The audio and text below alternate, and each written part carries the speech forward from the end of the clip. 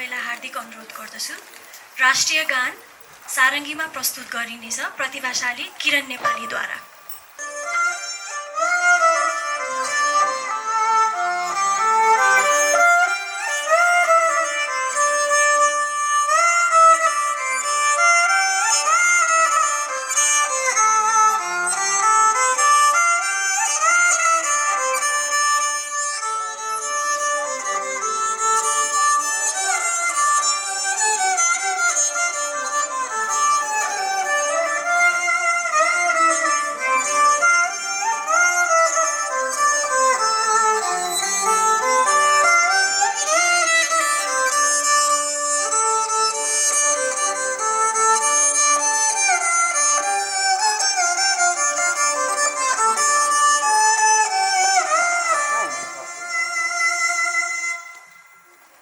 Ladies and gentlemen, good afternoon. आज यहाँ उपस्थित सबैलाई स्वागत गर्न पाउँदा मलाई एकदमै खुसी लागेको छ। सर्वप्रथम माननीय श्रम, रोजगार तथा सामाजिक सुरक्षा मन्त्री शरद सिंह भण्डारी ज्यूलाई विशेष स्वागत गर्न चाहन्छु। साथै माननीय सांसद गोकर्ण विष्ट ज्यूलाई पनि स्वागत गर्न चाहन्छु। नेशनल किडनी सेन्टरका प्रोफेसर डाक्टर ऋषि काफ्ले ज्यूलाई पनि स्वागत गर्न चाहन्छु।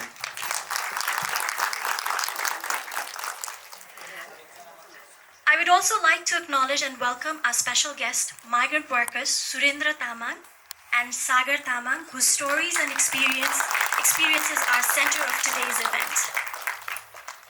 My name is Dr. Kisu Rawal, and I'm thrilled to be part of this significant event. I have dedicated my career to public health and advocacy, particularly focusing on vulnerable population. Having worked closely with various health organizations and communities, I've seen the immense challenges faced by our migrant workers. It is their stories and resilience that inspire events like today's, where we aim to shed light on critical health issues and work towards tangible solutions. आजको कार्यक्रम Global Health Advocacy Research (GHAR), Nepal Development Society (NeDS) र Isla Network को सहकार्यमा आयोजित गरिएको हो। Yes कार्यक्रमलाई समर्थन गर्ने American Nepal Medical Association, Sano Paila raw the Great Nepali Diaspora लाई पनि धन्यवाद दिन चाहन्छु। We have a very special presentation from Dr. Pooja Sherchen. Dr. Pooja Sherchen is a co-founder of the Global Health Alliance of Nepal, Global Health Advocacy and Research, and Secretary of American Nepal Medical Association. Dr. Sherchen also serves on the Advisory Committee of Nepal Development Society. With over 23 years of medical experience and more than a decade of specialization in endocrinology, she has focused extensively on diabetic and hormonal disorder. Without giving too much away, I'd like to invite Dr. Sherchen to discuss the significance of today's event. Please join me on welcoming Dr. Pooja Sherchen. Namaste, everyone. First of all, thank you so much for being here today, and a special welcome to our Labour Minister. Thank you so much for taking the time out to be here on a Saturday afternoon. The topic of today is going to be heat, health, and hope. And with that, I'm going to start with the first question as to why we are here today. Why are we here today? I think fundamentally we're here because we care about our planet and we care about our people. And it's the stories of our own people that move us into action. And two such stories that I heard are the key reasons why I started my work in this field. And I'd like to, our planet and our people are our home. And that's why a group of us, healthcare professionals, incorporated this organization recently to bring more attention to our migrant workers issue. Okay, it's playing actually. So let's listen to their story. 20 वर्षको स्वस्थ र जवान सागर तामाङ घर परिवारको आशा र भारी बोकेर मलेसियामा सुरक्षा गार्डको रूपमा काम गर्दै आउनु भएको थियो। अत्यधिक तापक्रम र बिना ब्रेक लामो समय कामको कारण उहाँ एक दिन अचानक काममा बेहोस हुनुभयो। जाँचपछि उहाँको 80% मृगौला गइसकेको थाहा भयो। आफ्नो सपना एकातिर राखेर अहिले उहाँ उपचारका लागि नेपाल फर्किनु भएको छ। अहिले उहाँ डायलिसिसको भरमा जिउँदै हुनुहुन्छ। सुरेन्द्र तामाङ कतारमा वर्ल्ड कप अघि काम गर्दै हुनुहुन्थ्यो। फुटबल प्रेमी भएकोले वर्ल्ड कप हेर्न पाउने उत्साह उहाँमा थियो। कतारमा 12 घण्टा बिना ब्रेक, बिना शौचालय, बिना छाया काम गर्नुपर्ने र पानी समेत लुकाएर पिउनुपर्ने अवस्था थियो। खेल सुरु हुने 6 महिना अघि उहाँ अचानक बिरामी भई उपचारका लागि नेपाल फर्किनुभयो। नेपालमा आउँदा उहाँको दुवै मृगौला फेल भएको थाहा भयो। अहिले उहाँ डायलिसिसको भरमा जीवन जिउँदै हुनुहुन्छ।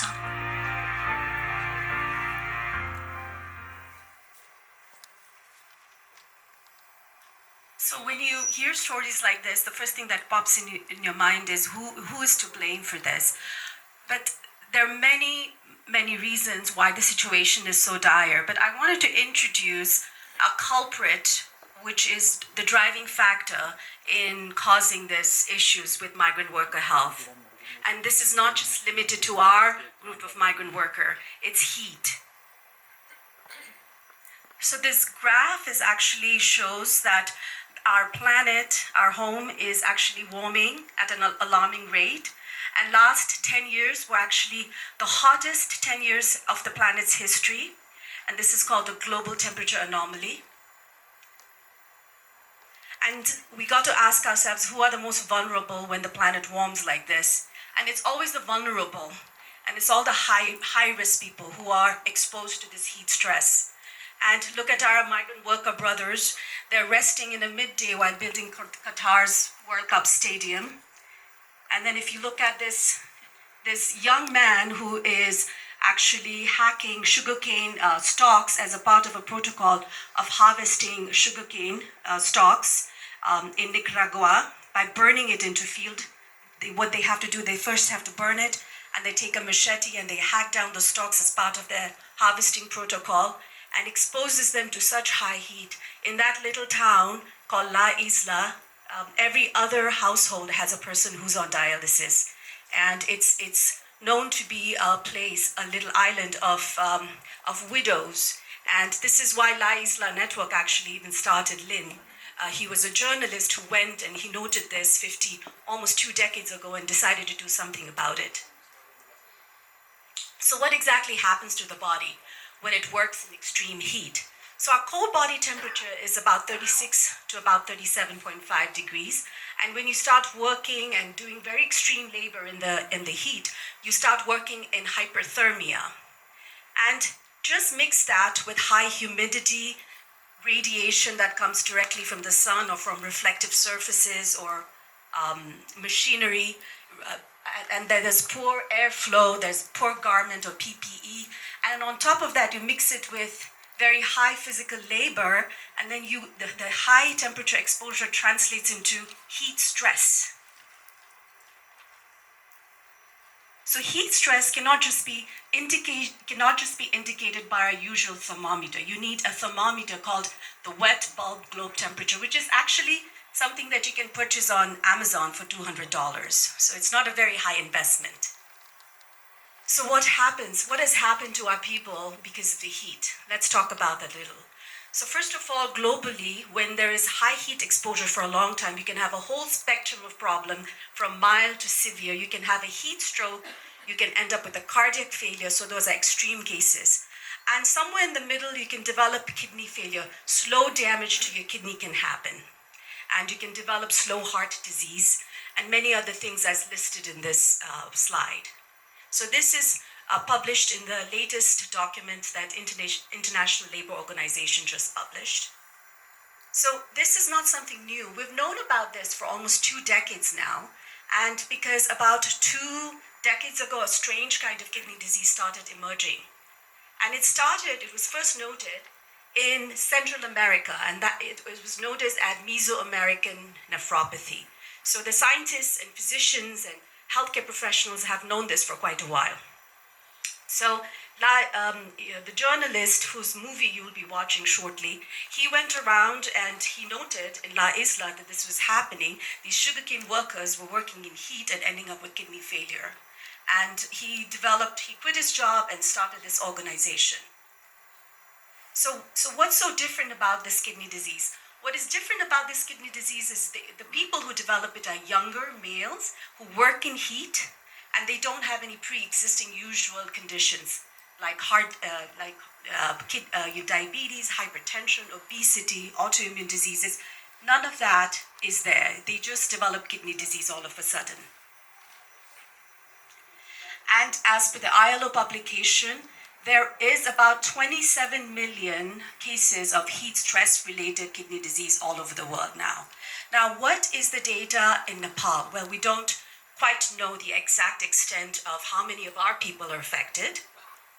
But what we do know is through the research done through Nepal Development Society, the co-host of this program, is that if you go to a dialysis center that we did in Dr. Rishi Kafli's dialysis center here, 1/3 of them are returning migrant worker. And there were 2 other independent parties who also did this and replicated that in Kathmandu Valley. So we have a high number of people in dialysis who returned from various hot countries and developed this condition.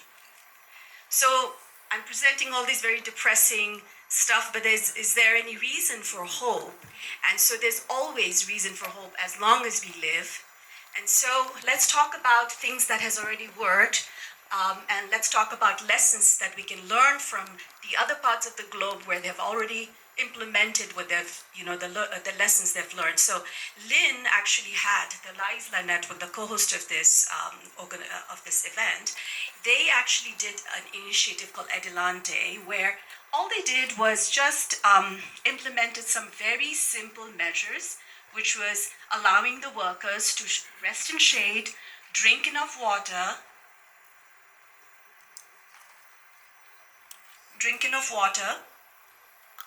and relieve themselves through good sanitation and have good hydration. And with that, they just turned everything around. So these two graphs look pretty complicated, but I'll simplify it. On the left side, it's like without any of those intervention in El Salvador, what happened was the workers were working at a core body temperature of 38 degrees, at which point it becomes unsafe to work. And on the left side there, with the Adelante initiative, and by resting and staying in shade and cooling down, they were working with the core body temperature in the beyond 38 degrees for a very short period of time during the day, because what they did is they changed the work-rest cycle. Instead of working continuously and taking a midday break, what they did was every hour they worked for 40 minutes and 20 minutes they rested. And just by doing that, they ensured that they were not working in feverish state. And with that, they turned around the incidence of kidney disease by, if you compare it from El Salvador, where 20% of the people were having kidney disease, in their group, less than 1% actually developed it. So something as simple as that can actually make a difference, right? So there are so many aspects to the issue, but luckily what we also have as a reason for hope is that we have this really comprehensive document that was actually published by ILO on the 25th of July. And it really goes into detail of how we can protect our workers in every different scenario. It could be an agricultural setup, it could be a factory setup. It goes into the detail of what should be the hydration protocol if someone's doing intense labor. It goes into really good detail that could be just implemented. All we have to do is implement it. And so it also tells us that maybe we should have these urine color charts in the laboratories, in the toilets, or sanitary areas, so they know that they're not hydrating well if their color is dark brown, for example. And then a lot of different things about not hydrating with high salt, high sugar products, making sure you don't drink enough alcohol, too much alcohol, because that can worsen the dehydration and development of kidney issues. There's also a whole steps of acclimatization that one needs to do before you start working in the heat, because most of the heat-related issues and accidents happen within the first couple of weeks. So there should be a acclimatization protocol when our workers go, for example, abroad and are asked to do very hard labor. So this equips us with the necessary information we need to have to start working in this area. So I'll leave with this last call to action, saying that, we really do need a task force of protecting our migrant workers, especially creating a high-risk group, who are exposed to high heat, because not all of them are at high risk for developing this condition. And also, this is not one person's job or one organization or organization's job. We need cross-sectoral collaboration. And I think at the most personal level, I think this has to be a personal issue, because our migrant workers really are the bread earners of this nation. We have a remittance-based economy, and they bring 1/3 of the economy is based on the remittance they bring. So in whatever capacity we can, we should try to think, how can I contribute in this area? And we also need to change the optics with which we look at them, because they're not going there because they're going there for all the reasons that we understand, and we should look at them as respect, very respectfully. Like in US, we look at veterans with so much respect, and they are actually our warriors, if you think of it. And we also need more circular kind of leadership, and where we actually collaborate and learn from each other and move forward. And we do have a Nepali version where we all dance, and this one person dances in the middle and everybody cheers at them. So with a very collaborative approach, and hopefully this approach will go from the dance floor to the boardroom. And with that, I end my talk. Thanks so much.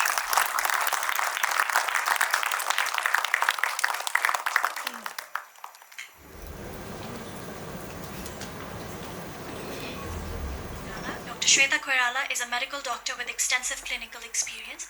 After earning her PhD from Nagasaki University in Japan, Dr. Koirala transitioned into a research career.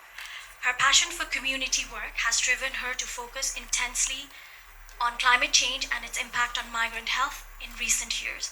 Currently, Dr. Koirala serves as the executive director of the Nepal Development Society, where she leads efforts to address these critical issues.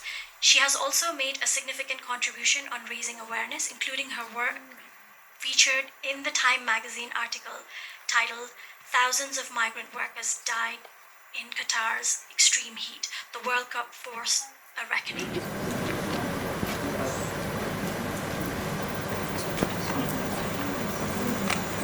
Namaste once again, and again, very warm welcome from me.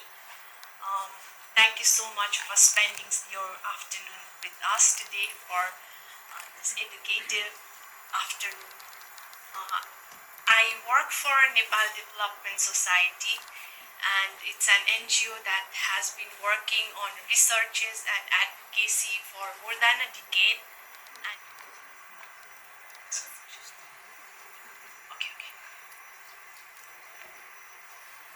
so today I'm going to talk about heat stress and migrant health issues in Nepal. Our work, Nepal Development Society, we do research work and also in advocacy. The research work we've been doing is in a community-based survey that has been more than a decade-long cohort. And here right now we are studying the prevalence of chronic kidney disease among Nepali population living in Nepal, and among them we are also trying to check how many of them are migrants and how many of them are suffering from chronic kidney disease. In that, we are also studying the anthropometric survey and anthropological studies and also socio-economic studies. And side by side, we are also doing the advocacy for this particular disease happening in Nepal by going through the newspaper articles. Some of our work has been published in Time magazine, Washington Post, and Guardian. And the documentary that you are going to see in few minutes, that is also the documentary where we have worked on. Like we have all known, more than 1/3 of our GDP in Nepal is heavy lifted by the remittance coming to the country, and these are migrant workers working in GCC and Malaysia. And you can see through the graph that as much men working in Nepal, we have similar number working abroad, and that's a very big economical benefits that we're getting from them. But this we are paying a price for it. As we may have already seen through various news and media, that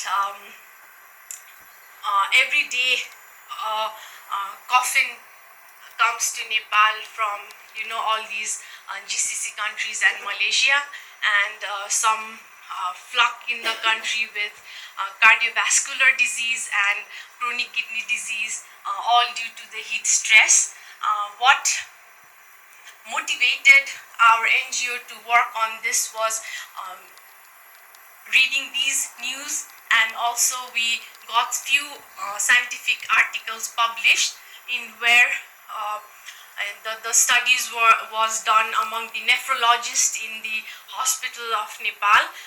They were questioned about the patients they have been looking in recent years, and through their survey we got to know that the migrant workers coming to them for the consultation had higher kidney disease prevalence, and the risk was higher among the migrant workers. And there was another study published that showed that the cause of chronic kidney disease was unknown, and it was more than 77% of all under dialysis, the kidney disease etiology was not known, and the mean age was around 37 years of age. With that sad news, we went through the dialysis center in Nepal, National Dialysis Center, which is with Dr. Rishi Kumar Kafle.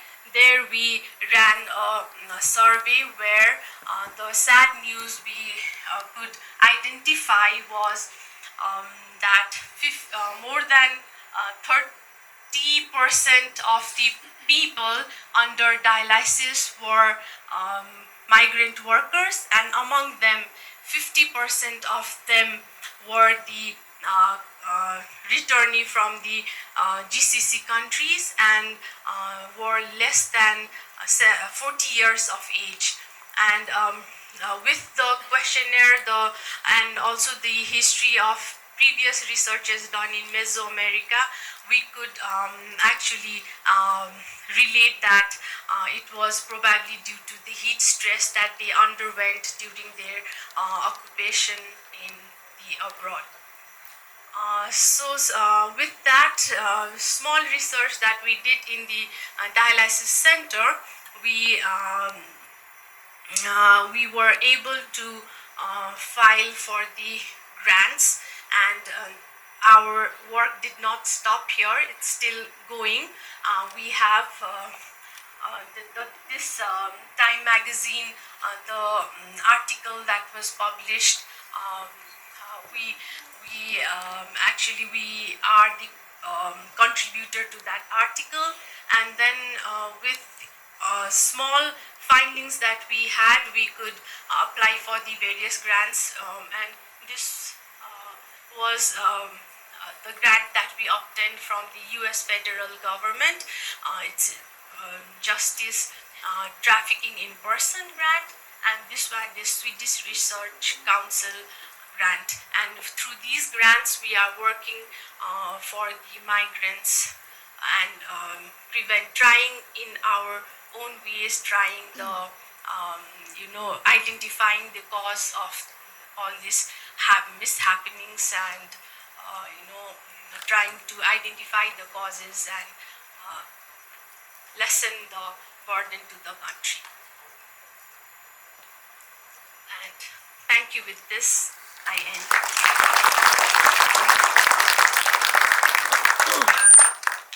Thank you, Dr. Shweta.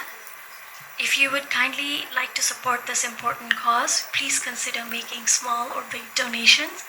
The QR code is provided on the registration desk and also at the checkout board. Thank you so much. Now we're going to screen the documentary. This 30-minute documentary highlights the harrowing experiences of migrant workers who endure extreme heat and grueling working conditions. It places particular emphasis on the challenges faced by Nepali migrant workers, showcasing their resilience and the severe hardship they encounter every day.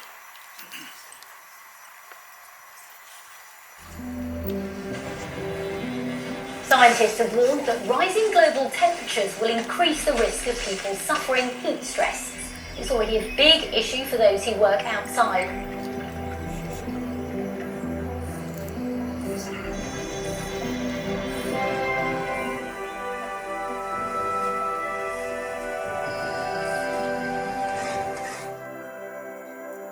A rural scene that illustrates in itself an almost commonplace truth. Climate change poses a health threat to millions of frontline workers.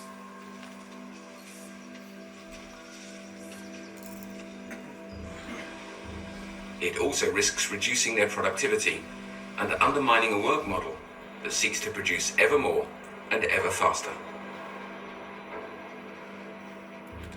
Global warming pushes the economy of our bodies to an insurmountable limit.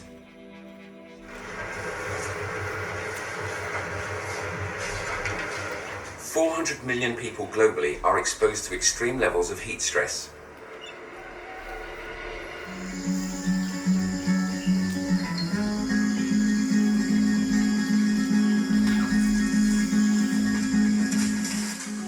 It's also the month of the sugarcane harvest. In this region, most of the men work for the sugar industry.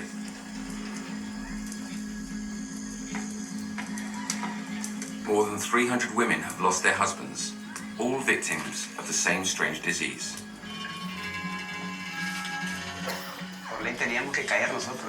Here we had no choice but to do this work. And when I saw all these people dying of this disease, I told myself that one day we had no rest breaks, no water, nothing. I was sweating all the time, my shirt was soaked, my trousers were soaked. What can I do? Like, I can't just go home. So we have to do something. Jason Glazer gave up his career as a documentary filmmaker to devote himself to the protection of these workers. Working conditions of sugarcane workers. And what risks are they exposed to? This is what La Isla researchers have documented.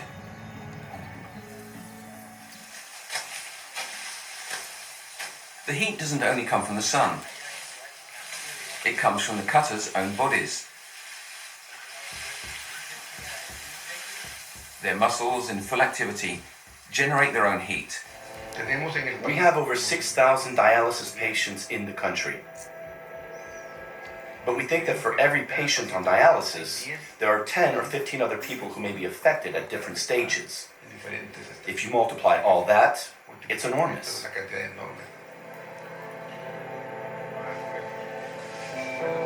Ricardo Leiva is a nephrologist and head of department at the Rosales National Hospital in San Salvador. He was one of the first doctors to study the disease. The number one cause of kidney disease in the world is diabetes, and then high blood pressure.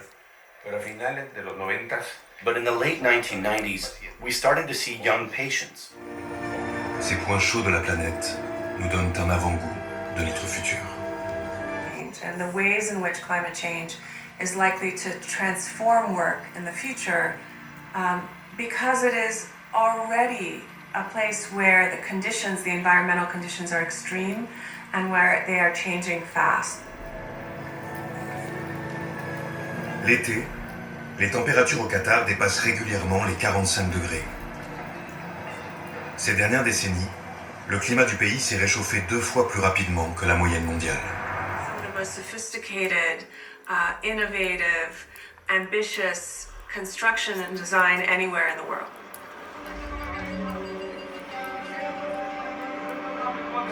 Pour réaliser ces ambitions pharaoniques, le Qatar se repose sur des contingents de travailleurs migrants.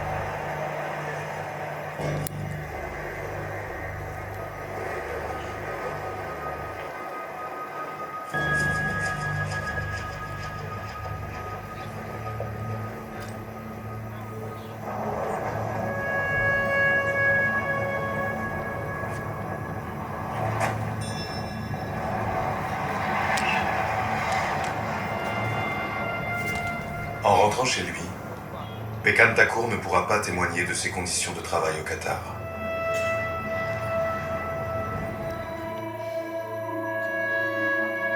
बुवाले जस्तो flying कम्पनीमा गएको थियो, कहिलेकाहीँ कार्पेन्टरको काम गर्थ्यो। धेरै गर्मी छ, गर्मीमा हामीहरू पनि सहिरहेको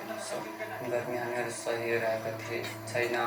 त्यस कारणले सर त्यहाँ गर्मी धेरै छ, त्यो कुराहरू बुवाले भनिरहेको थियो। हाम्रो मृत्यु भएको बेलामा हामीलाई बुवाको साथीले फोन गर्यो, तेरो बुवालाई मृत्यु भइसकेको छ। हामीले आफ्नो बुवाको साथीसँग थाहा पायौँ। मा काम गरिरहेको थियो, पाइप लगाइरहेको थियो, त्यहाँबाट झऱ्यो तल। त्यो कारणले मेरो बुवालाई मृत्यु भइसक्यो।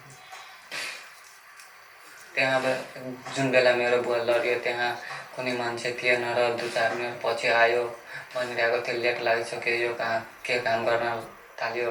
त्यो कारणले त्यहाँ गयो, त्यसलाई बेहोस देख्यो र हस्पिटलमा लग्यो। La seule information officielle dont dispose la famille de Pekan tient en quelques mots sur son certificat de décès. Cause de la mort, insuffisance respiratoire aiguë. Rien n'indique ce qui aurait pu la provoquer. Et malgré la mention d'investigation ultérieure, aucun nouvel élément n'est parvenu à la famille. With global warming, thermal inequity risks further dividing the working world. Some employees will be able to escape the climatic realities, while others will be subjected to them. Dry collar and wet collar workers, separated by windows and circulating air. In this new climate era, what place will these frontline workers, indispensable to our economies, occupy? One thing is certain. Their condition depends more than ever on the care we take of our planet.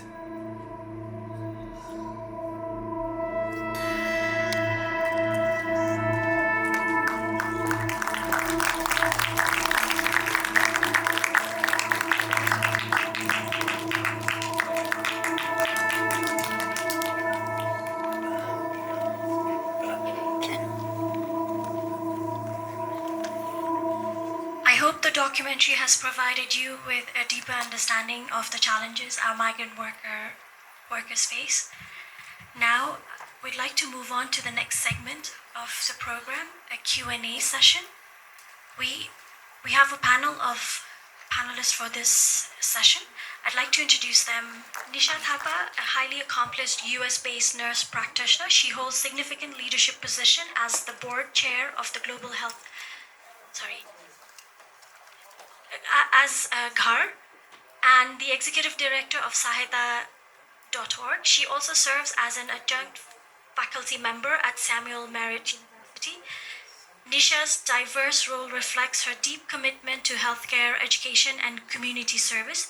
Through her work, she strives to make a meaningful impact on both local and international communities, demonstrating her dedication to improving lives and fostering positive change. Next, we have Dr. Dinesh Neopane. He is a distinguished scientist at the Bloomberg School of Public Health, Johns Hopkins University. Dr. Neopane is also a founding chairperson of the Nepal Development Society. His research is dedicated to improving health and healthcare delivery system in Nepal, with a special focus on chronic non-communicable diseases.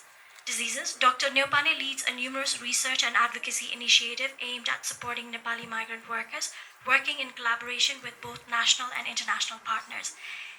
He has an impressive portfolio of over 200 scientific publications, many of which have been featured in prestigious journals like Lancet, Global Health, with a significant number of these studies conducted in Nepal.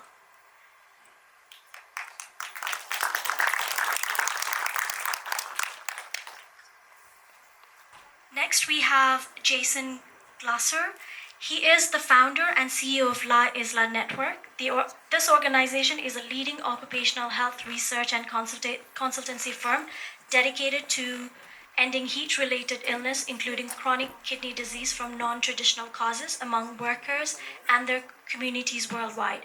Jason's mission is to drive research and policy that enhances our understanding and prevention of occupational heat stress and chronic kidney diseases from non-traditional causes, particularly in the context of changing climate.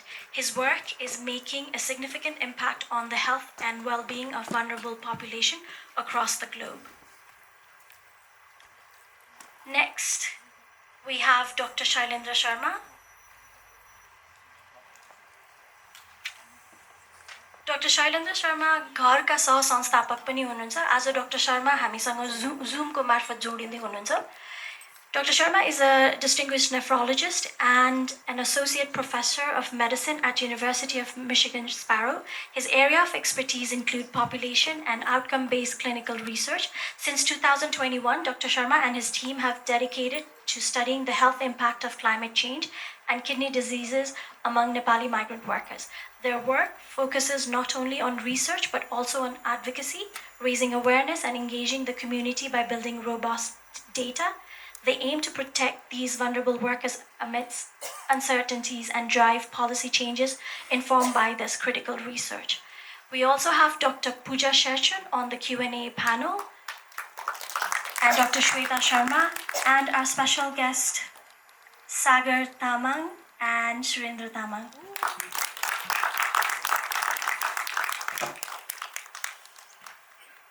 Let's start. If there's any question from the audience, let's start with the audience. My question is very simple.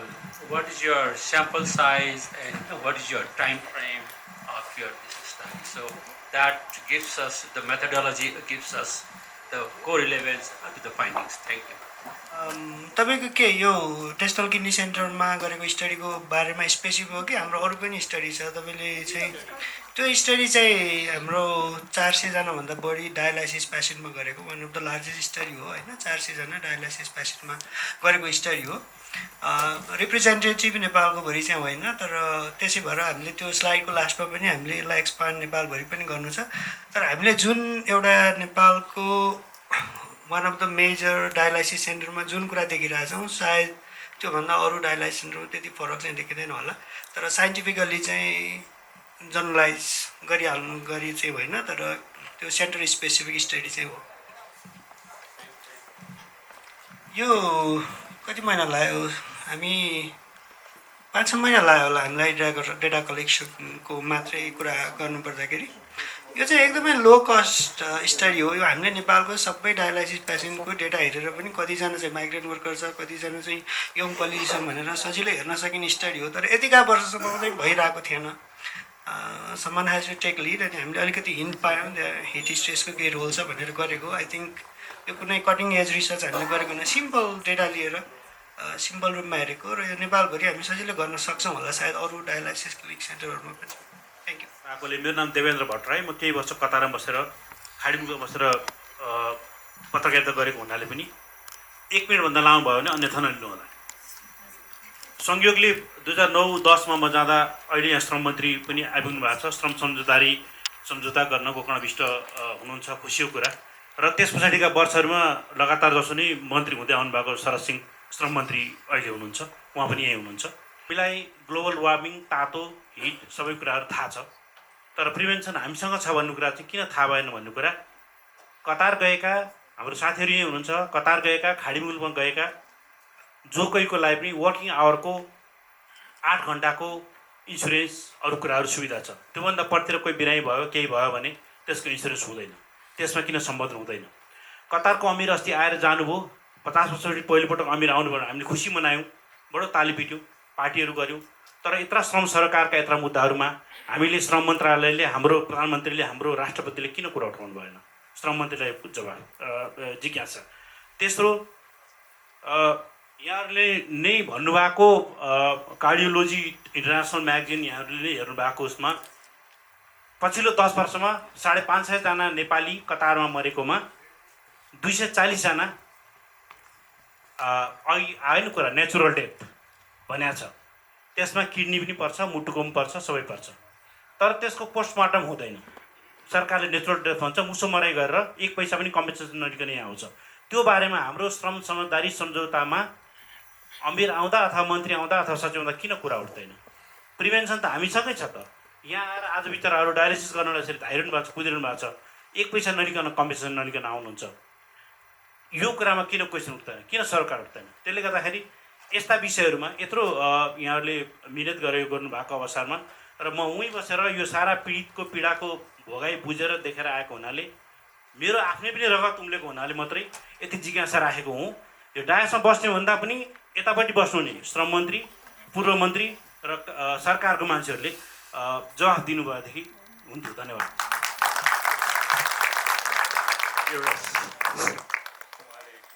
यहाँ धेरै साथीहरू हुनुहुन्छ migrant वर्कर्ससँग काम गरिरहनु भएको र हाम्रो एउटै प्रश्न छ यो 50वटा आइटम मध्ये यो एउटा आइटम हो माइग्रेन्ट वर्कर्सले फेस गरेको नेपालको सरकारसँग हामी लास्ट 20-30 वर्षदेखि यही कुरा भन्दै आएका छौँ हिटले अरू विभिन्न नेचुरल डेथले धेरैचोटि भनिसकेका छौँ तर अब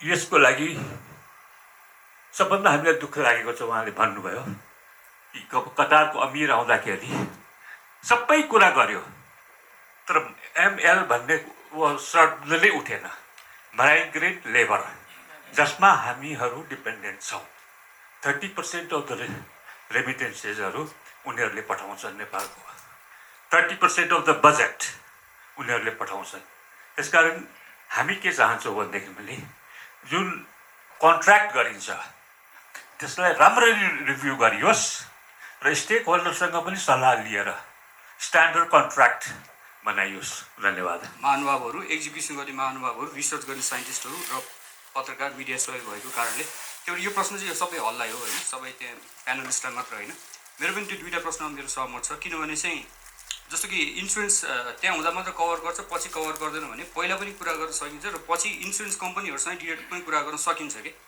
त्यसको लागि त हामीसँग कानुन मन्त्रालय छ कानुन मन्त्रालयको काम चाहिँ के हो होइन अरू कुरा चाहिँ माइग्रेन्ट हेल्थको चाहिँ प्रिभेन्सन को लागि चाहिँ जुन काउन्सिलिङ अथवा स्क्रिनिङ अथवा त्यही बिचमा पनि उनीहरूको क्युरेसन त्यहाँको चेकअप र पछि फर्केर आएर पनि हामीले चाहिँ जुन क्युरेटिभ कुराहरू गर्नुपर्छ त्यसको लागि हाम्रो चाहिँ हेल्थ मिनिस्टर अथवा हेल्थ मिनिस्ट्री भनौँ अथवा हाम्रो चाहिँ एनएमए एनएमसी लगायतको डक्टरहरूको ग्रुप छ सोसाइटीहरू छ उहाँहरूको रोल चाहिँ कहाँ हुन्छ भन्नुको अर्थ जानुभन्दा अगाडि यो टेस्ट गर्ने बिचमा हामीले चाहिँ वीर हस्पिटलमा हामीले टेलिमेडिसिन करोडौँ खर्च गरेर टेलिमेडिसिन सेन्टर बनायौँ त्यो टेलिमेडिसिन सेन्टरले पनि त त्यहाँ कभर गर्न सक्छ नि त हरेक मान्छेलाई चाहिँ एक वर्षमा टेलिमेडिसिन काउन्सिलिङ मात्र गरे पनि त्यहाँ गर्न सक्छ त्यो चाहिँ अनि हाम्रो टेलिमेडिसिन चाहिँ हामीले करोडौँ खर्च गऱ्यौँ कोभिड आयो गयो सक्यो त्यसको काम अनि भनेपछि हाम्रो हेल्थ मिनिस्टरले के गर्यो हाम्रो टेलिमेडिसिनले के गर्यो र त्यहीँ हुनुभएको कतारमा हुनुभएको हाम्रो राजदूतहरू काम चाहिँ के हो त किनभने एक दुईवटा केस मैले फेस गरेको छु त्यो रियल कुरा हो नेचुरल कज अफ डेथ भनेर त्यो हिट स्ट्रोक अथवा खसेको मान्छेलाई चाहिँ कार्डियक अरेस्ट भनेर दिएको छ कार्डियक अरेस्ट इज नट अ कज अफ डेथ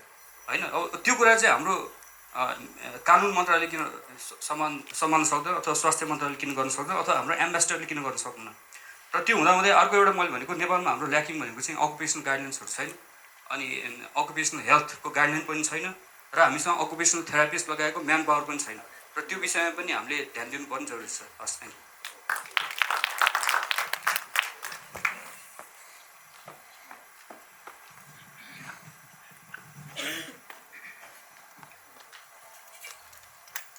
नमस्कार देवेन्द्रजीले भन्नु जस्तो भनेको जस्तै मलाई पनि एकदमै I am really hurt I think we all are हाम्रो देशमा एकदमै अकाउन्टेबिलिटी भएन होइन होला यो सबै थर्मल प्रब्लम्सहरू यो सबै मिडल इस्टमा गएर के हुन्छ हामीलाई राम्रोसँग पहिला थाहा थिएन होला जाने मान्छे पनि गए गभर्मेन्टले पनि पठायो तर अब यस्तो भयावह स्थिति भएपछि where is that crisis management खोइ त अब अहिले नै गएर एउटा खाका बनाऊ अनि यो गर्ने अनि जस्तो इजरायलमा अहिले पनि मान्छेहरू पठाइरहेछ एकदम एउटा ग्रुपले कराएपछि ल अब इजरायलमा चाहिँ स्टप भयो अरे तर त्यहाँ त स्थिति मिडल इस्टको जस्तो त थिएन होइन तर त्यहाँ अर्कै इस्यु छ त्यहाँ स्टप भयो अब दङ्ग परेर बेलायतले 35 नर्सहरू हामीबाट बोलाएको छ भनेर दङ्ग परेर ताली पिट्ने मन्त्रीज्यूहरू they always want to send people away कति पैसा खर्च गरेर हामीले नर्सहरू बनायो अनि हामी यहाँ बिरामी हुँदाखेरि चाहिँ हामीलाई कसले हेर्नु होइन हाम्रो मान्छे हामीलाई नै चाहिन्छ मैले एउटा 8 राईको एउटा फिल्ड अफिसरलाई हायर गरेँ उहाँ पनि बाहिर गएर आउनु भएको रहेछ मैले सोधेँ तपाईँलाई बाहिर गएको के भन्नुहुन्छ तपाईँले वाट डिड यु लर्न भन्दाखेरि हामी 18 वर्षदेखि 45 वर्षको मान्छेहरूलाई यसरी निचरेर सुक्खा बनाइन्छ हामी के पनि नभएपछि हामी फर्किन्छ अनि हाम्रो देश चाहिँ जहिले पनि यस्तै भएर नि हाम्रो सबैजनालाई बाहिर पठाउने अनि डायलिसिसलाई केलाई फर्काएर अनि हाम्रो देशले कसरी यो सबै खपत गर्छ हजुर and there's more. I think this is a topic that moves us, angers us. It also makes us very emotional. And obviously this discussion is huge and extensive. But this platform today is just to open our hearts and to understand this driver heat stress. And, let's just focus on that rather than trying to solve the problem, which obviously cannot. This probably is not a platform, the right platform for that. We invited all of the distinguished guests so that they could enjoy this program in a more relaxed atmosphere. So that is our hope for this program. There'll be many more programs like this, hopefully. We're just kickstarting this awareness initiation where we hope to collaborate with the government and all the stakeholders. Providing our technical expertise. We have a big team with us. But we would still want you to express all of your opinions and say what you need to, but without having us answer that, obviously, because we're not the experts here. So hopefully you'll understand.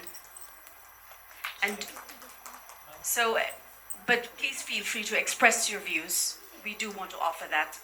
Because of time constraint, we have another 10 minutes to do this, and we do want to end this on a more, more healing note. So we want to move forward with the program as well. Hello, namaskar.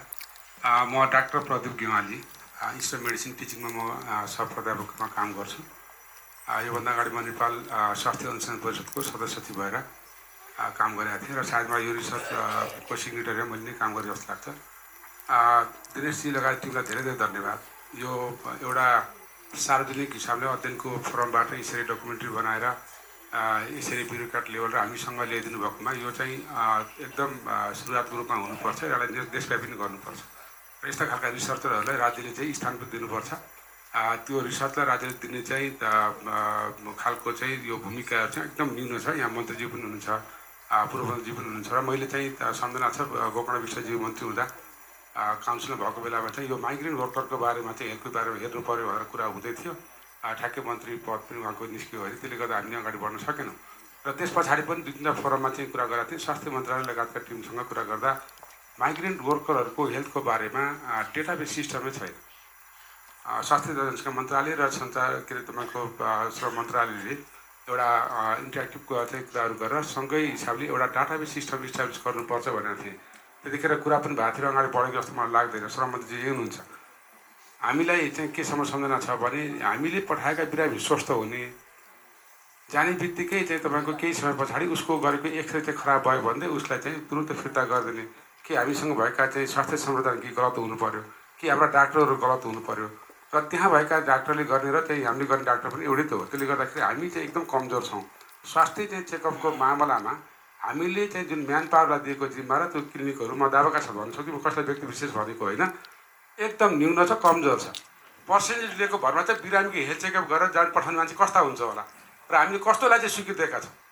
यो चाहिँ फोरममा बोल्नै पर्ने हुन्छ। यस्तो forum पाएको मैले बोलेको मात्रै हो। त्यसले गर्दा यो चाहिँ एउटा हाई इन्ट्रेस्ट गर्नुपर्छ। फर्किने मान्छे र बिरामी मान्छेको डाटाबेस सिस्टम पठाउने चाहिँ सबै हामीले राख्नुपर्छ र पठाइसके पछाडि त्यो बिरामीको उपचार चाहिँ टिल द इन्डसम्म चाहिँ म्यान पावरको हुनुपर्छ। यहाँ पठाइदिने छोडिदिने सक्यो। यस्ता चाहिँ तपाईँको बिरामीहरूले हामीले एड्रेस गरिरहेको छ। त्यसले गर्दाखेरि राज्यले यसलाई सिरियस रूपमा लिनुपर्छ। यसमा हामीले थोर बहुत कन्ट्रिब्युसन के गर्न सक्छ हामी तयार छौँ। धन्यवाद। म दुई शब्द बोलौँ है। मेरो नाम ज्योति शेरचन हो म यो हाम्रो दुईटा बाबु अगाडि हुनुहुन्छ नि त उहाँहरूलाई दुई दुई शब्द बोलौँ न उहाँको अहिले उहाँको मेडिकल भइराखेको छ कसले उहाँहरूलाई सपोर्ट गरिराखेको छ यो बाबुहरूको दुई दुई शब्द बोलौँ न धन्यवाद मेरो घर चाहिँ पूर्व सङ्घको सभा हो अहिले हाल चाहिँ म यहाँ नेसनल किडनी सेन्टरमा डायलिसिस गरेर बसिरहेको छु अहिले लगभग 2-3 वर्ष लाग्यो होला अहिलेको समयसम्म चाहिँ पहिला त साथीहरूले घरमा गाउँबाट यसो पैसा उठाएर दिँदाखेरि अनि अहिले हल्का अनि आफूले कमाएको त्यही भएर यसो भइरहेछ अब खासै छैन अहिले एकदम समस्या छ डायलिसिसको लागि एकदम गाह्रो पनि हुन्छ तर ठिक छ अहिलेसम्म चाहिँ राम्रो भइरहेको छ सरकारले पनि डायलिसिसको लागि फ्री गरिदिनु भएको छ त्यसको लागि पनि धेरै धन्यवाद भन्न चाहन्छु अरू त त्यस्तै छैन खासै अरू सब ठिक छ मेरो लागि हस् धन्यवाद नमस्कार मेरो नाम सागर तामाङ मेरो घर सङ्घको सभा अहिले म चाहिँ यहाँनिर किडनी बिरामी भएर बसेको 1.5 वर्ष भयो अनि अहिले यहाँ बसाइ चाहिँ अब वनस्थलीमा छ अब घर खर्च भन्नु भने अब आफ्नो खर्च भन्नु अब सबै अब पहिला आफैले अब विदेशमा गएर अलिअलि कमाएको थिएँ त्यसैले चलिरहेको छ मेरो यसो उठाएर दिने यस्तो यताउता त्यो के भन्छ यो समाजहरूले दिने पनि केही छैन मेरो आफ्नै अहिले सिङ्गल खर्च चलिरहेछ अब यही हो मेरो खासै केही छैन Before I came to Nepal 5 years ago, I spent 9 years in the Gulf region, in Dubai and Qatar and Kuwait, Saudi and so forth. And so I have a good experience of seeing the workforce in play, and most of our work was within the water industry, in the open water industry. So we did have to work 12 months of the year in the open. It is a difficult environment. My question here is, now I work within master planning within the rural communities here, and many migrants are leaving from there to go to overseas, but also within the education system and vocational training.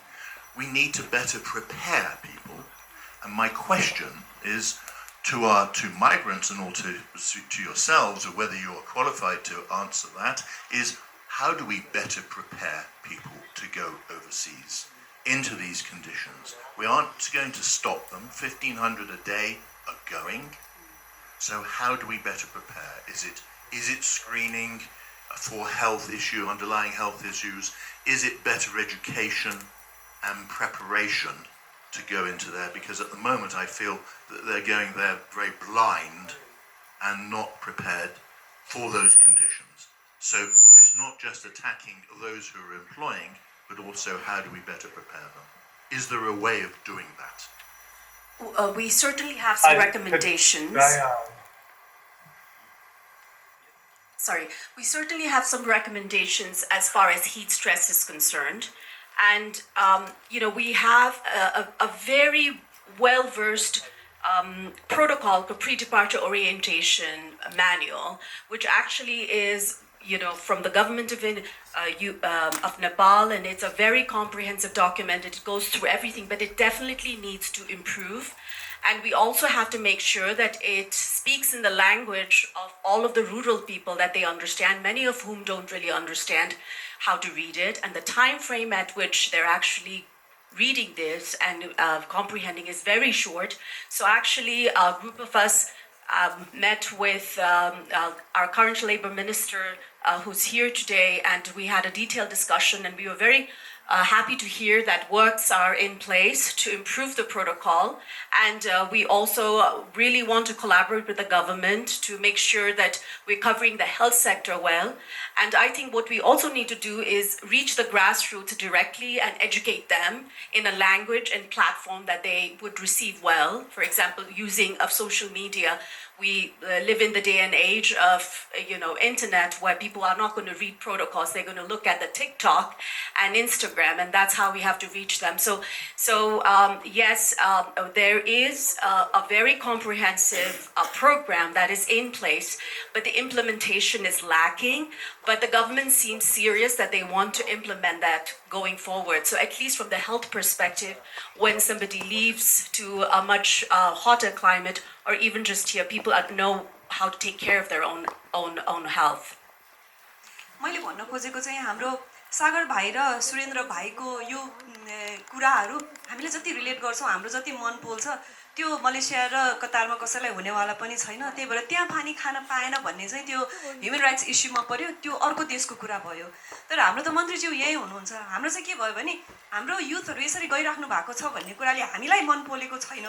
सो फर्स्टमा चाहिँ यति धेरै हाम्रो म्यान पावरहरूलाई नै हामीले यो कन्डिसन्समा मात्रै हाम्रो युथलाई बाहिर पठाउनु पर्छ भन्ने कुरा त अहिले नै इम्प्लिमेन्ट हुन सक्ने कुरा होइन र यो त सिम्पल हामीले क्लाइमेट चेन्ज अब 10 वर्ष 20 वर्ष लाग्ला यो हिटलाई मेन्टेन गर्न, तर यो त हामीले भोलि नै गर्न सक्छौँ। यी कुराहरू चाहिँ स्टेक होल्डर्सहरू आफू यो पोलिसी मेकिङमा बस्ने हुनुहरूले गरिदिनु भयो भने अलिकति सजिलो हुन्थ्यो होला। यसरी एटलिस्ट हाम्रो बिरामी युवाहरू फर्केर आउनु पर्दैन थियो होला। अनि अर्को कुरा चाहिँ भाइहरूलाई पनि हाम्रो के बनिसकेको छ भने नेपालमा बसेर के गर्ने, यहाँ बसेर कामै छैन भनेर बाहिर चाहिँ विदेशमा चाहिँ रुखमै पैसा फल्छ र एकदम सजिलो छ भन्ने सबैलाई बनिसकेको छ। सो यो चिज हामीले चेन्ज गर्नुपर्ने छ। यसमा चाहिँ भाइहरूलाई पनि हामीले रोल मोडल राखेर हेर त हाम्रो गति यस्तो भयो, बरु त्यति मेहनत यहीँ गऱ्यो भने यस्तो हामी जस्तो बिरामी त हुँदैनौँ भन्ने कुरालाई चाहिँ हामीले राख्नुपर्छ। सानो सानो कुरालाई हामी हेर्दैनौँ। हामी ठुल्ठुलो कुरा नेपाललाई नेपालै बनाउन छाडेर हामी सिङ्गापुर बनाउनतिर दौडिरहेछौँ। त्यही भएर सिम्पल कुरामा हामी फोकस गरौँ। अहिलेलाई म्यान पावरलाई फर्स्ट थिङ, म्यान पावरको मान्छेहरूलाई यो चिज भएन भने तिमीले मान्छे पठाउन पाउँदैनौ मात्रै भनिदियो भने पनि धेरै चिज चाहिँ सल्भ हुन्थ्यो होला। Thank you. म चाहिँ रिसर्च बेस्ड क्वेसन क्विकमा लागिहालेको है। डाक्टर श्वेतालाई हामीले रिसर्च गर्दाखेरि जेन्डर बेस्ड एनालाइसिस पनि गऱ्यौँ। अनि अर्को चाहिँ फर्दर अब डेटा र रिसर्च हामीलाई चाहियो भने कहाँबाट लिने होला, अलिकति रेफरेन्सहरू प्रोभाइड गरिदिनु। हजुर, थ्याङ्क यू। हामीले चाहिँ होल डायलाइसिस सेन्टरमा चाहिँ गरेको थियौँ, जहाँ चाहिँ मेजोरिटी बाहिर जानुहुने चाहिँ मेल नै हो। हामीसँग त्यो डेटा अल अभाइलेबल छ। हजुरले लिनुभयो होला त्यो नेपाल डेभलपमेन्ट सोसाइटी भन्ने एउटा, त्यसमा मलाई कन्ट्याक्ट गर्न सक्नुहुन्छ। Data will be available. अनि हाम्रो त्यो डायलाइसिस सेन्टरमा मात्र नभएर चाहिँ कम्युनिटी बेस्ड सर्वे पनि भइरहेको छ। त्यहाँ चाहिँ हामीसँग लामो 10 वर्षको कोहर्ट छ। त्यहाँबाट पनि हाम्रो स्ट्राटेजिक। हजुर पार्सना खड्का माइग्रेसन ल्याबबाट मेरो क्वेसन चाहिँ नि तपाईँहरूको यो जुन रिसर्च छ यो पाकिस्तान बङ्गलादेश इन्डियाहरूको रिटर्नीहरूमा पनि यस्तो प्रेफरेन्स देखिएको छ कि छैन, अनि छ भने सामूहिक रूपमा पनि यो मुद्दाहरू होस्ट कन्ट्रीसँग उठाउन मिल्छ कि अलिक पछि हामीलाई पनि हामीले यो काम धेरै अगाडि सुरु गर्नुपर्ने थियो। केही कारणले चाहिँ हामीले पनि सुरु गर्न सकेनौँ। त्यो हिसाबले अहिले अरू साउथ एसियन कन्ट्रीहरूसँग चाहिँ हामीले त्यसरी कम्पेयर गरेर चाहिँ हेरेको छैनौँ होइन। तर लेबर वर्कफोर्समा जाने अब त्यो क्यारेक्टरिस्टिक सबै मिल्छ भने सम्भवतः त्यही छ होला। तर हामीले अकुपेसन वाइज पनि हेर्नुपर्छ। म्यानुअल जबमा हिट एक्सपोजर हुने काममा जाने प्रिडोमिनेन्टली चाहिँ त्यो पपुलेसन छ भने त्यो चाहे इन्डियाको होस्, चाहे पाकिस्तानको होस्, अथवा इभन साउथ अमेरिकाको होस्, त्यो चाहिँ सेम लेभलकै असर चाहिँ देखिन्छ। तर अहिले हामीले साइन्टिफिकल्ली यो 3टा देशको के डिफ्रेन्स छ, कसरी छ भनेर चाहिँ हेरेको छैनौँ। मेरो नाम कनक पाण्डे दीक्षित। डाक्टर पूजा सेसन र टिमलाई गुड विसेस, बेस्ट विसेस, बिकज यहाँहरूले जुन खालले एक्जस्टिभ प्रेजेन्टेसन गर्नुभयो एपिडेमियोलोजिकल, अनिखेरि इन्टरनेसनल, निकारागुवादेखि नेपालसम्म, यो सबै कुराले गर्दाखेरि नै यहाँ जुन खालको प्रश्न आयो त्यो चाहिँ तपाईँहरूले उब्जाइदिएको कन्सर्नबाट उब्जिएको हो। त्यसैले please take it in that spirit मलाई लाग्छ। एक अर्को चाहिँ नि सर्टनली हामीले यहाँबाट खोज्ने जवाफदेही भने सरकारका व्यक्तिहरूबाट नै हो, तर हामी रियलिस्टिक पनि हुनुपर्छ।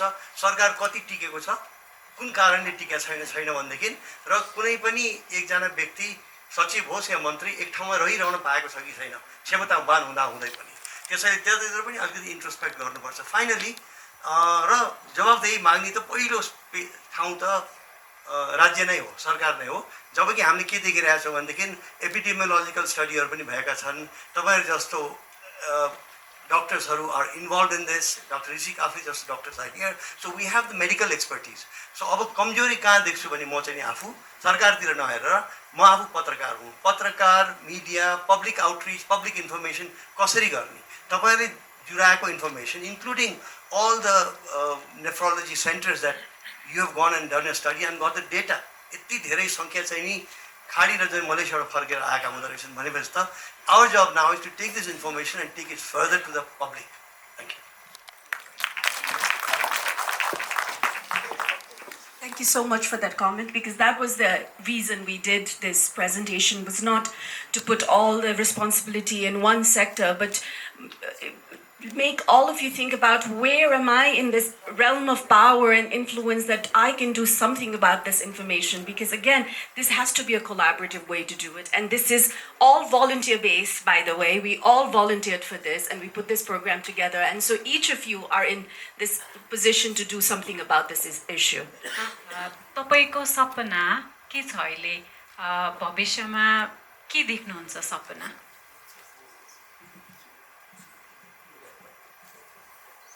अब मेरो सपना भन्नुपर्दा चाहिँ अब अहिले त बिरामी छु अब पछि गएर केही गरी ठिक भएछ भने अब पछि अब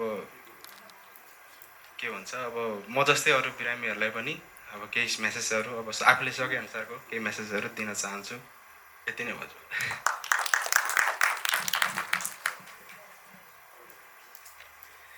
जिन्दगीको महत्त्व त आज बल्ल थाहा हुँदैछ भोलि के हुन्छ त्यो त थाहा छैन तर समय अनुसार चल्न जानेको छु अहिलेसम्म मेरो सपना एउटै मात्र के छ भने अब भोलि केही दिनपछि ठिक भएछ भने कतैबाट किडनी ट्रान्सप्लान्ट गर्न पाएछ भने र यो शरीरलाई फेरि पनि अर्को जन्ममा सुधार गर्न पाएछु भने केही छैन अब साथीहरूको छेउमा र आफन्तको छेउमा केही गरेर देखाउन चाहिँ सोच बनाएको छु अरू त त्यसै छैन अहिले अब मलाई थाहा भइरहेको छ आफन्त के हो र पराई के हो भन्ने कुरो जब बिरामी भए तब थाहा भइरहेको छु त्यही हो सपना भनेको अरू सबै ठिक छ अहिलेलाई चलिरहेको छ भन्दै धन्यवाद धन्यवाद thank you so much for the panelist for this discussion म लिन आएको यहाँ अहिले जे कुरा भएको छ त्यही केही दिन अगाडि मलाई 3, 4, 5, 6 महिना पहिले योभन्दा पहिलोपटक म मन्त्री भएर मान्छे नि यो विषय मैले चाहिँ डक्टर पूजा शेर्चको बारेमा सुने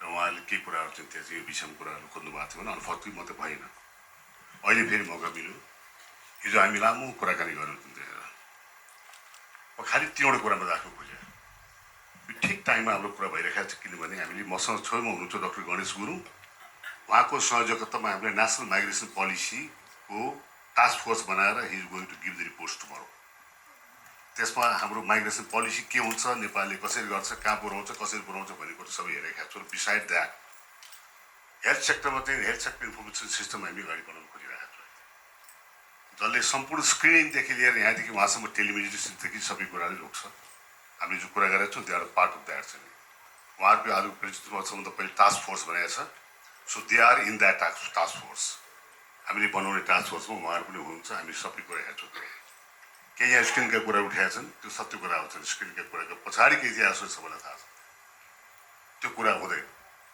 र अर्को के छ भन्नु छ नि अहिले हाम्रो ट्रेड युनियनको चाहिँ एकदम भेटरान हाम्रो चाहिँ हुनु साथी हुनुहुन्छ यहाँ लक्ष्मणजी होइन is also one of the stakeholder हामी समष्टिगत रूपमा चाहिँ अहिले बोर्डको रिफर्मदेखि लिएर यो सोसल सेक्युरिटी फाइनेन्सको फन्डको रिफर्मदेखि लिएर यो टोटल चाहिँ अहिले कति भइरहेको छ भने मान्छे नभनौँ यसलाई इन्सुरेन्सका जुन कुरा दायित्व छन् त्यहाँ चाहिँ एउटा लेबरले 4 ठाउँमा इन्सुरेन्स तिर्नुपर्छ त्यो चाहिँ एउटा समस्या हो इन्सुरेन्स कम्पनी पनि भइरहेको छ सोसल सेक्युरिटी फन्डमा पनि भइरहेको छ बोर्डमा पनि भइरहेको छ कन्ट्रिब्युसन भइरहेको छ तर उसले पाउने चाहिँ नि सुविधा के हो भन्ने कुरो चाहिँ त्यसलाई रिभ्यू गर्नुपर्ने अवस्था भइरहेको छ हामी हाई लेभल टास्क फोर्स बनाएर बनाउँदैछौँ 1 डोर सिस्टम हुनुपर्छ भन्ने हामी लागेका छौँ त्यहाँ र गएका उहाँहरूले कन्ट्रिब्युसन गरेर गएका मानिस फर्केर आउने जति बिरामीहरू छन् त्यो राज्यले त्यसको उपचार गर्नुपर्छ र गर्छ त्यो दायित्व पनि छ हामी अकुपेसनल हेल्थको कुराहरू पनि गर्दैछौँ अकुपेसनल हेल्थ हस्पिटलको कुरा पनि गर्दैछौँ लेबर हस्पिटलको कुरा पनि गर्दैछौँ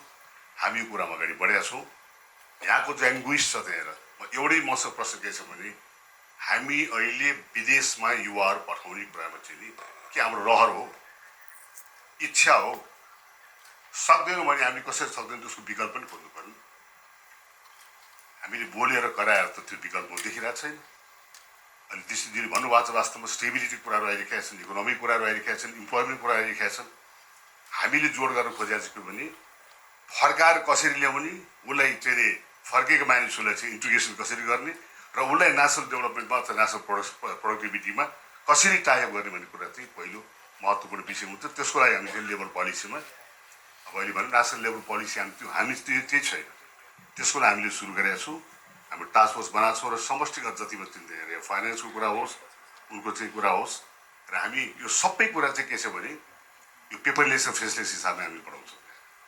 यो सबै नेसनल नेटवर्क चाहिँ त्यहाँ नेटवर्कको हिसाब किताबमा टेक्नोलोजीलाई अप्लाई गरेर चाहिँ त्यहाँबाट गाउँको प्रत्येक पालिकाको इम्प्लोइमेन्ट सर्भिस सेन्टर ESC भन्छौँ हामी, त्यहाँदेखि लिएर डेस्टिनेसनसम्मको चाहिँ इन्फर्मेसन सिस्टम सबैले पाउने हिसाबले चाहिँ हामी काम गरिरहेका छौँ। त्यसमा चाहिँ के भने यहाँ जति उठाएको कुराहरू छ त्यहाँ चाहिँ एकदम जाँच कुरा छ, त्यसलाई हामी ग्रहण गर्छौँ र त्यसलाई हामी अगाडि बढाउँछौँ। धन्यवाद माननीय मन्त्रीज्यूजी। अब हामी नेक्स्ट सेगमेन्टमा लागौँ। आजको हाइलाइट जुन चाहिँ प्रकाश सपुतजीको आफै नायक भन्ने म्युजिक भिडियोको रिलिजको लागि। प्रकाश सपुतजीलाई त हजुरहरूले चिन्नु नै भएको छ। उहाँको गीतहरूले मनोरञ्जन मात्र होइन, सामाजिक मुद्दाहरूमा जागरुकता पनि फैलाउँछ। उहाँका गीतहरूले सामाजिक अन्याय, आप्रवासी श्रमिकहरूको चुनौती र समाजमा भएका विविध समस्याहरूलाई उजागर गर्दै जनचेतना फैलाउन महत्त्वपूर्ण भूमिका खेलेको छ। अब let's welcome Prakash Saputji. Thank you. नमस्ते सबैजनालाई। माननीय मन्त्रीज्यू लगायत सम्पूर्ण उपस्थित नेपाली समाजका अग्रज, अनुभवी र नेपाली समाजमा केही दिन सक्ने क्षमता र इच्छा राख्नुहुने सम्पूर्ण व्यक्तित्वलाई मेरो तर्फबाट हार्दिक नमस्कार छ। टाइम एकदमै कम भएको हुनाले म सर्वप्रथम हाम्रो पूजा म्याम, डाक्टर पूजा म्याम, श्वेता म्याम लगायतको टिमलाई धन्यवाद दिन चाहन्छु। म आफ्नै तरिकाले काम गरिरहेको छु नेपाली म्युजिक क्षेत्रमा। मेरो फर्स्ट एउटा टर्निङ पोइन्ट नै एउटा बोल माया भन्ने गीत थियो। यदि तपाईँले हेर्नुभएको छैन भने त्यो आज पनि तपाईँहरूले युट्युबमा गएर हेर्न सक्नुहुन्छ, बोल माया, जसमा चाहिँ एउटा काठको बाकसमा फर्किएको कथा मैले देखाएको थिएँ। मेरो फर्स्ट कमर्सियल्ली पनि र अलिकति अफिसियल्ली हिट सङ थियो त्यो चाहिँ। सायद त्यही केही रेफरेन्सेसहरू हेरेर होला उहाँहरूले हामीसँग आइपुग्नु भयो र एउटा यो हेल्थ इस्युमा एउटा म्युजिक भिडियो अथवा सङ के गर्न सकिन्छ भनेर डिस्कसन गर्नुभयो। एकदमै अरू प्रोजेक्टमा व्यस्तताका बावजुद पनि मलाई उहाँहरूको इच्छा शक्ति चाहिँ एकदमै निस्वार्थ भएर यो क्षेत्रमा लागिरहनु भएको छ, यो काममा लागिरहनु भएको छ। म सर्वप्रथम मेरो तर्फबाट पनि उहाँहरूको लागि एकचोटि ताली बजाइदिन अनुरोध गर्न चाहन्छु। र हामीले यो एउटा म्युजिक भिडियोलाई चाहिँ ल हामीले यहाँबाट पोलिसी निर्माण गर्न टाइम लाग्ला, यो होला त्यो होला, तर एटलिस्ट अहिले जति पनि वर्ल्ड वाइड वर्करहरू हुनुहुन्छ, नेपाली कामदारहरू हुनुहुन्छ, उहाँले आफ्नो सुरक्षा एटलिस्ट पानी मात्र टाइममा खाइदिनु भयो भने, एटलिस्ट लुकीछिपी भए पनि पिसाब फेरिदिनु भयो भने मात्रै भए पनि किडनीसम्म बस्थ्यो भन्ने खालको एउटा सन्देश जाने खालको उता वर्करहरूलाई चाहिँ अलिकति सन्देश दिने खालको म्युजिक भिडियो बनेको छ र त्यसलाई हामीले अलिकति इन्टरटेनिङ वेबाट पनि प्रेजेन्ट गरेका छौँ। 3 वर्ष अघि धन कमाउन परदेशिएका गाउँका रामबहादुर मुटुमा रोग बोकेर 1.5 वर्षमै फर्किए। परदेशमा रामबहादुरसँगै काम गरेका मधेसका हरिराम पनि मृगौला फेर भएर 2 वर्षमै फर्किए। परिवारले व्यवस्था गरेपछि अहिले दुवैजना रामबहादुरको गाउँमा सँगै बस्छन् र हप्तै पछि अस्पताल धाउँछन्। सायद विदेश जाने बेलामा भाषा सिकेर राम्ररी स्वास्थ्य जाँच गराएर सबै प्रक्रिया पुरा गरी अलि जानी बुझी गएको भए रामबहादुर र हरिरामले यसरी रोगी शरीर लिएर फर्किन पर्थेन, किनकि सँगै परदेश गएका बुद्धवीर राम्रै गाउँ फर्किएका छन् र आज त्यही खुसीमा गाउँलेहरू जम्मा भएर रोटी बसेका छन्।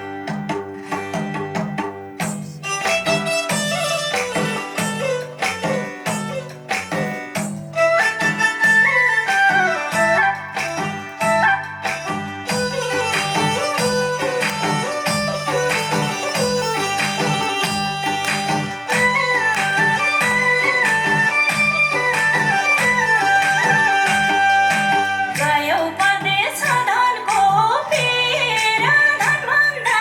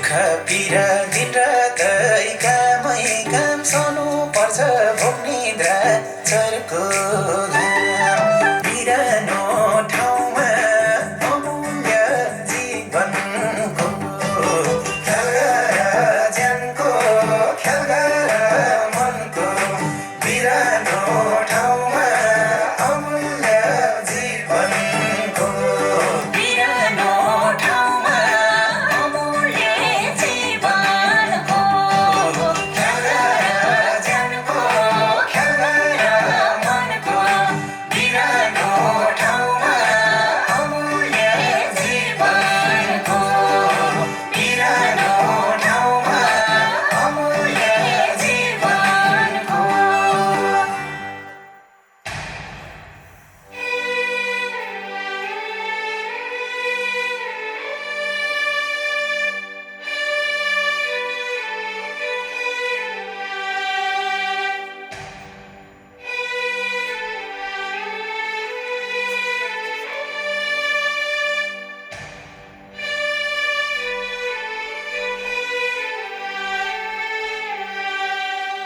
केवल रोजीरोटी र रोजगारीका लागि कसैले पनि यसरी अमूल्य जीवन गुमाउन नपरोस्।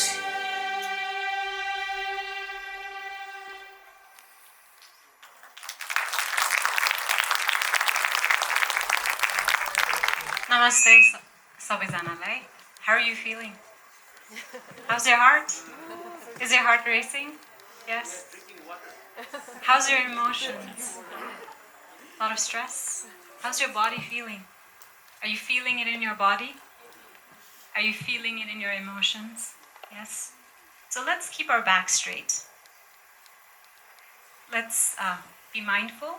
I just came here to Kathmandu a few days ago. I'm still jet lagging. The first thing I saw in the airport was Buddha was born in Nepal. What does that really mean? You know, why did he leave the palace in the first place? You know, we Nepalis were so, we just go on and say, Buddha was born in Nepal. What does that really mean? Right? So he left the palace. I mean, Nepal could have been Singapore, but still we would be suffering.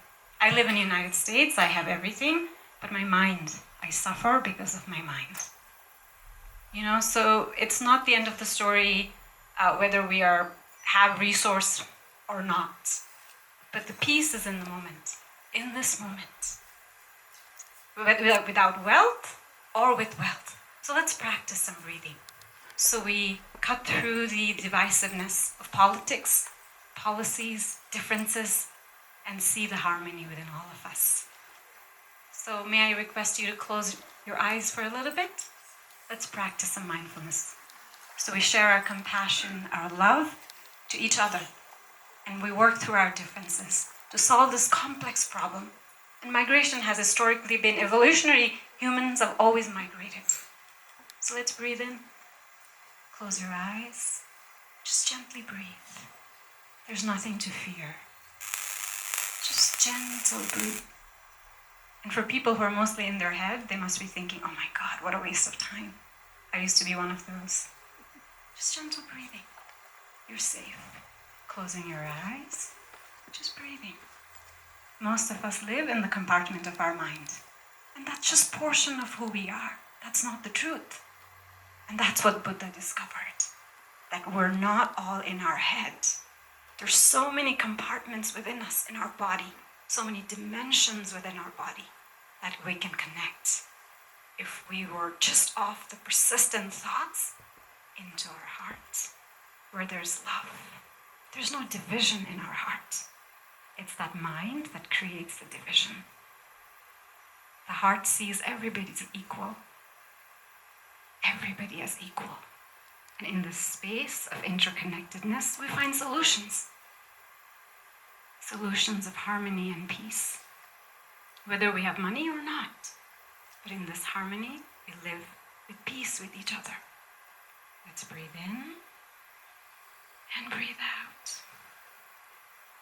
Breathe in and breathe out. For most of us, it is difficult to be in this present moment. And our head still says, what the waste of time. I could be doing so many more things. But away from the screen of our computers, screen of our phones, we come to our own internal screen, and there is joys, there's peace, there's so many dimensions that we've never discovered. And we're afraid to sit with our own mind. The most difficult part is solitary confinement, prison, because we're afraid of our own self, our own human thoughts. But when we're in our breath, when we're in our own body, there is nothing to fear, whether it's the earthquake, whether it's volcano, whether it is whatever that may be for you. You know, in that breath, there's peace. In that breath, we create solution that's not created from our mind, but from a deeper human consciousness. Breathe in and breathe out. Breathe in and breathe out. And may the universe guide us to provide us strength to bring the warriors of our economy solutions for their own guidance. Again, deep breath in and deep breath out. May we serve from compassion of our heart. And may we all find peace within ourselves, no matter what the external situation may be. And may the peace, may the message of Buddha guide us to our own inner peace, so we can be proud to call this as home Nepal and proudly say Buddha was born in Nepal. Thank you.